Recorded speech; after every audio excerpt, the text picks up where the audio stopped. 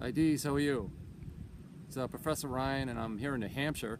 And if you look in the background, you can see Lake Winnipesaukee, beautiful Lake Winnipesaukee. And I'm here on a retreat actually for 3 or 4 days. And it got me to thinking, how is it that I ended up here? And the truth of the matter is, I was attracted to this place because it's something that I'm interested in, and somehow it found me. And how did it find me? Well, this particular place and their advertising and so forth has some sense of what kind of people come to their conference center, and they have a sense of audience.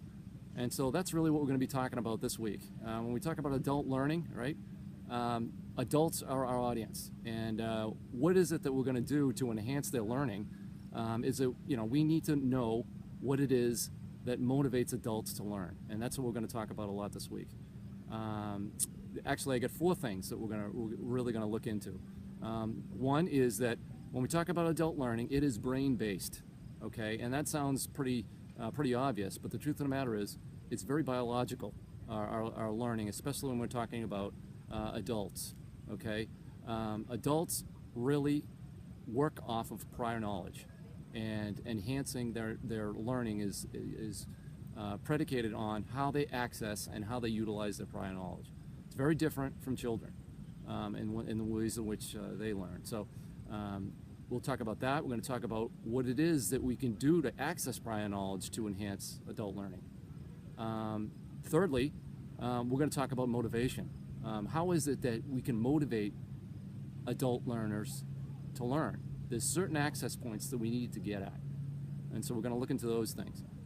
And then lastly, we're going to look into attitudes. How adults learn is also really helped and shaped by the attitudes.